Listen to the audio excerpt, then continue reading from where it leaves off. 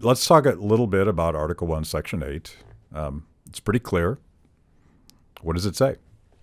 The power that Congress has the power to declare war, and it gets ignored. Yeah.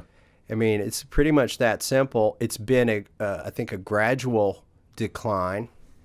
The founders knew, especially Madison, that it was important to put it in the legislative branch because, number one, kings became more popular during war.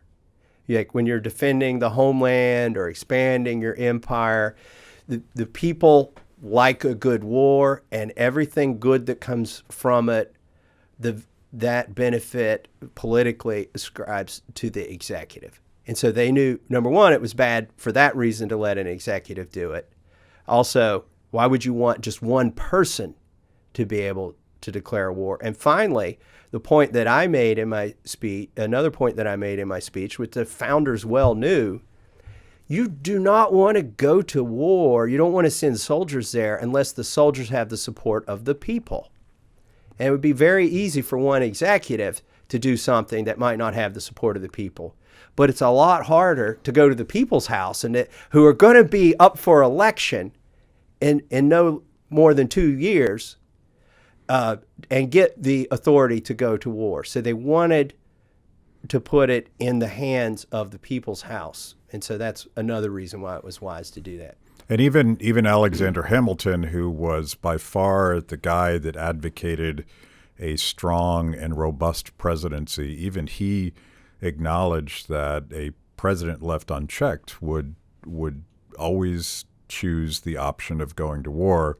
But I went back and I found a letter from James Madison, and I want to read it because I can't explain it as eloquently as he did. But he said, of all the enemies to public liberty, war is perhaps the most to be dreaded because it comprises and develops the germ of every other. War is the parent of armies. From these proceed debts and taxes, and armies, debts, and taxes are the known instruments for bringing the many under the domination of the few. In war, too, the discretionary power of the executive is extended.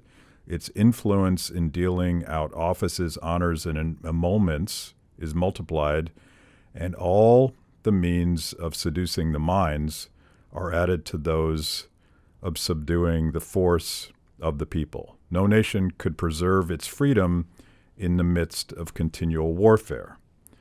And he's pretty much describing where we've been. Where we are. Yeah, where we are today. Which is a pretty smart guy. He saw this coming. I mean, he studied history, yeah. Right? It wasn't like he could see the future. He was using empirical data. Yeah. That's a fact.